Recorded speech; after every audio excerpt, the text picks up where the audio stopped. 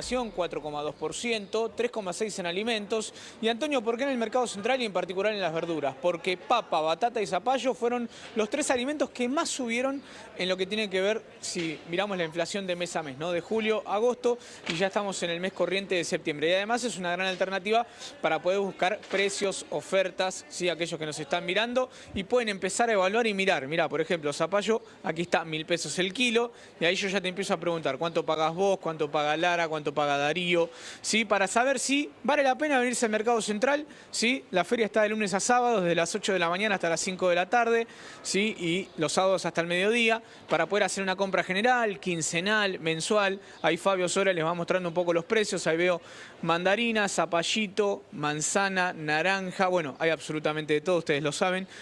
Mercado Central es uno de los principales, te diría el principal, ¿no? Que tiene la provincia de Buenos Aires de polo para poder comprar no solo frutas y verduras y hortalizas, sino también que está el sector ya de carnes, el sector de lácteos, que vamos a visitar durante la mañana.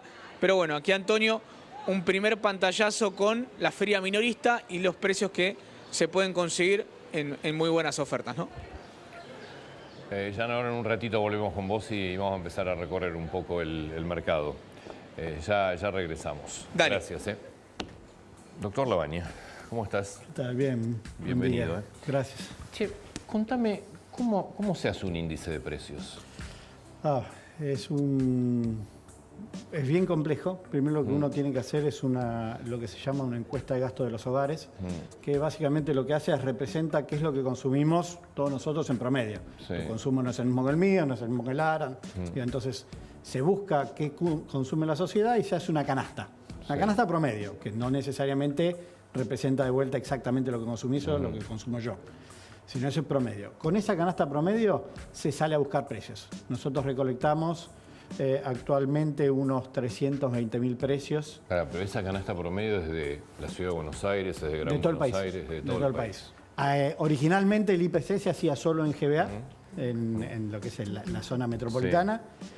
En el 2016, 2017 en realidad se amplió y se empezó a hacer el índice nacional y se hace por regiones. Entonces vos tenés canastas regionales también. ¿Y esa canasta cuántos productos tiene? Y esa canasta hoy deberá tener unos 610 productos más o menos, con 320.000 precios que recolectamos. Bueno, ¿y salís a buscar precios dónde? Salís a buscar precios en todos lados, depende de lo que sea. Si son servicios públicos, son los que están los regulados, las resoluciones. Si son alimentos, por ejemplo, salís a buscarlos en supermercados, en almacenes de barrio, en la carnicería, la panadería, porque el hábito de consumo no es solo supermercados, ¿no? Que es, si se quiere, donde más fácil se busca el precio, ¿no? Si es en alquileres, por ejemplo, inmobiliarias, los contratos firmados por inmobiliarias. ¿Y hoy cómo es esa búsqueda de precios? ¿Van personas de INDEC, es digital, ambas? Tenés de todo. Tenés la recolección por persona, que vamos no solo gente de INDEC, sino nosotros trabajamos con las provincias. Nosotros, las provincias tienen un INDEC provincial, todas las provincias tienen. Los subcontratamos nosotros, obviamente coordinamos el operativo, calificamos nosotros a los encuestadores. Salen a arreglar los precios presenciales. Algunos son vía telefónica, algunos son vía web y otros son vía las resoluciones como servicio, ¿no? ¿Y esa canasta de consumo, cada cuánto se actualiza? Mira, se debería actualizar, el óptimo es que se actualice entre 5 y 10 años. Países como Argentina generalmente se actualiza más cada 10 años. La última canasta, la canasta que nosotros estamos usando ahora es del 2004, con una actualización en el 2016. No fue una actualización completa, sino una adaptación que se hizo en ese momento. Se acuerda que hubo un decreto donde no hubo estadísticas unos 6 meses, se rehizo una canasta, pero basada en esa del 2004. Y ahora estamos a punto de lanzar la canasta nueva, que es del 2018. Porque recordemos que la canasta te determina, entre otras cosas, la línea de pobreza. Sí. Y de indigencia, obviamente. O sea que la composición de la canasta es básica. Sí, la línea de pobreza e indigencia está más relacionada con la canasta básica de alimentos, en realidad, que es la de indigencia, que esa no te cambia tanto. La que sí te cambia mucho quizás es el típico ejemplo que siempre uso. En la canasta anterior, por ejemplo, el streaming no estaba contemplado, porque no existía. Claro. Y hoy ya el streaming es parte de nuestra canasta.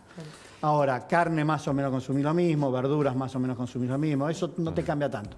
Tiene alguna modificación, pero no tan sustancial. O sea que van a modificar la forma de medir el costo de vida, tanto la canasta del IPC como la canasta básica total y alimentaria. Sí. Las tres van a modificar. ¿Y para cuándo lo están? Mira, nosotros el IPC más o menos estamos terminando los trabajos técnicos más o menos dentro de un mes y medio, 2 meses. Después tenemos que elegir nosotros cuál es el mejor momento para hacerlo, porque yo no puedo hacer un cambio de índice de precio en un contexto donde tenés un cambio de precios relativos muy grande por algún Necesitas motivo. estabilidad. Claro.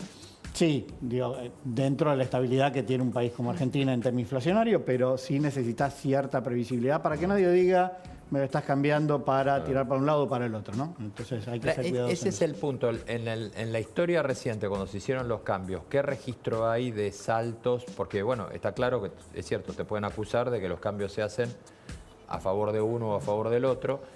¿Ha cambiado de una manera importante o es más suave la adaptación? No, es más suave y además depende mucho de cuándo lo veas. Quizás en un mes a mes puede ser que vos tengas un cambio en cómo te daría el índice. Ahora, cuando vos lo mirás en el año, los impactos no suelen ser tan grandes. Te pongo un ejemplo. Hoy se discute mucho si tarifas aumenta mucho, cómo te pesa en el índice. Te digo, bueno, supongamos que subo el peso de tarifas. Te bajó el de alimentos. Entonces, 2 meses te sube más la tarifa y los alimentos están un poquito más bajos. Después se da vuelta. Entonces, el cambio de ponderación en el año te queda, no te afecta tanto. Nosotros hablamos mucho de canasta básica de alimentos. ¿Qué más mide el INDEC? Mira, el INDEC mide una batería de estadísticas muy grande, desde temas demográficos, como por ejemplo lo más conocido es el censo, pero está mucho también relacionado con la encuesta permanente de hogares, que es la que sirve también para indigencia y pobreza. La encuesta permanente de hogares mide todo lo que es el mercado de trabajo, si está formal, informal, si está registrado o no registrado, cuáles son los niveles de ingresos. Mide cuestiones de producción, mide cuestiones de turismo, por ejemplo, parte de producción, también del producto. Mide comercio exterior, cuánto se exporta, cuánto se importa, qué tipo de producto, una batería de ¿Esa encuesta de índices muy hogares grandes. se hace llamando a las personas por teléfono? No, presencial. Presencial. Es presencial. A veces lo que se hace es, cuando uno ya establece, porque la encuesta permanente de hogares no es que voy una sola vez y después no te vuelvo a visitar. Te visito durante varios trimestres. Pero si no te abre nadie. Claro. Entonces, una vez cuando uno ya establece el primer contacto, digo, los encuestadores, que la verdad que tienen una habilidad para hacer este trabajo es muy grande, a veces se genera cierta confianza y podés terminar alguna parte de la pregunta por teléfono. Pero principalmente es presencial, es una encuesta muy compleja. Pensá que el encuestador está más o menos 20, 30 minutos con el encuestado. Y son preguntas que te preguntan de trabajo, de empleo, de la composición del hogar, de hábitos de consumo. Es muy complejo. Es un censo reducido. Exactamente, es lo más parecido a un censo más reducido. Hablaste de preguntas y de empleo. Justo esta semana sale el dato de desocupación. Está bueno repasar con vos. Para ser un desocupado en Argentina, ¿tenés que estar buscando empleo activamente? Tenés que estar buscando ¿Cuánto? empleo. Tenés que estar buscando empleo, no, tenés que estar siendo activo buscando empleo, y para ser desempleado no tenés que haber trabajado, tenés que haber trabajado menos de cierta cantidad de horas por semana. Quizás tenés una changa de un día y eso no te cuenta, seguís siendo desempleado. Ahora, vos tenés changas todos los días de 4 horas, listo. Estás subempleado quizás, Subempleo. pero estás empleado. Si dejaste de buscar, pasás a ser lo que es inactivo. Que vimos mucho en la pandemia, por ejemplo, donde se vio muy claro, el índice nos marcaba que la tasa de inactividad había subido mucho. Mucha gente había dejado de buscar trabajo. Entonces, el desempleo no te cambiaba tanto, pero te había subido mucho la inactividad. Después se dio vuelta y empezó Pero de es un vuelta. punto importantísimo, porque si no buscas trabajo, Si no no buscas trabajo, no desempleado. estás. Estás en edad de buscar trabajo, pero por eso es importante, la pero encuesta te da cuando- por edades también, ¿no? Pero cuando vos me dices, está bueno eso lo del desempleo, pues yo recuerdo alguna frase de Cabal en su momento cuando fue ministro de Economía que los números daban en red y dice, no, lo que pasa es que hay mucha gente buscando trabajo. Es decir, cuando vos me dices el desempleo, yo entiendo por desempleo la cantidad de gente que no tiene trabajo. Correcto. ¿Es exclusivamente así lineal? Sí, que no trabaja Sí, cierta cantidad de horas, ¿no? Claro, por eso, ¿qué cantidad? ¿Qué Claro. cantidad de horas tenés que trabajar para ya figurar como empleado. 4 horas por semana. O sea, una persona con 4 horas por semana está empleado. Correcto. Subempleado, ¿no? Subempleado, Claro. sí, sí, sí. Subempleado, Sí. claro. Claro, que en realidad muchas veces aumenta el subempleo, pero no el empleo registrado. Correcto. Claro. Correcto. ¿Y qué Sí, pasa con eso el- te sí. ves mucho. Perdón, O- ¿esa regla es así en todos los organismos estadísticos, más o Sí, menos? ¿Podemos generalmente compararnos con el bastante- resto del mundo en generalmente eso? bastante. Pero estándar. 4 horas por semana no es nada. No es una persona que no puedes considerar ni siquiera empleada. Está empleada, subempleada. Mismo te pasa a mucha gente que está empleada completa y que igualmente no le alcanza y sale a buscar. Eso es lo que nosotros llamamos empleado demandante. ¿Qué te modifica el tema planes sociales en tus mediciones? No, no te modifica. Vos pensás que la pregunta que hace el encuestador es, ¿trabajaste esta semana? ¿Sí o no? ¿En qué trabajaste? ¿Cuántas horas? Sí. Etcétera, etcétera. Quizás el que tiene un plan social tiene una contraprestación. Si tiene una contraprestación, está empleado. Ahora, si es un plan social como, por ejemplo, la UH, que generalmente Está la bien, cobran eso sí. las madres, Sí. esa puede estar desempleado porque no tiene una contraprestación asociada a la UH en sí. El potenciar trabajo, ya no le perdí el nombre ahora. Sí, creo que es potenciar sí, trabajo. Creo que Trabajo. potenciar trabajo. Sí, sí, sí. todavía sí. Potenciar trabajo se supone que tiene una contraprestación. Pero como nosotros no preguntamos exactamente eso, es decir, ¿trabajaste o no trabajaste? Y después preguntás si tiene algún tipo de asistencia por parte del Estado, etc. Volviendo a la línea de pobreza, la canasta básica total, uno de los puntos más cuestionados últimamente, entiendo que teóricamente, cualquier cosa, corríjame, tiene que medir lo mínimo que necesitas para subsistir la canasta básica Correcto. total. No incluye alquiler. ¿Está bien? En la modificación que van a hacer, ¿van a incluir el alquiler? ¿Por qué no está? A ver, es una discusión que siempre tenemos. La canasta básica de alimentos y la canasta básica total incluyen alquiler. La de alimentos no, perdón. Incluye alquiler. Nada más que las canastas son más canastas teóricas, no son como el IPC donde vos salís a relevar el precio.